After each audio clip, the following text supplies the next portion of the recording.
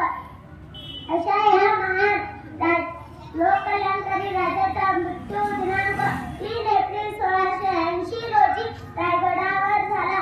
आज जरी ते आपल्यात नाही तरी त्यांचे कार्य, साहस, जनतेविषयी भावना आजही आपल्याला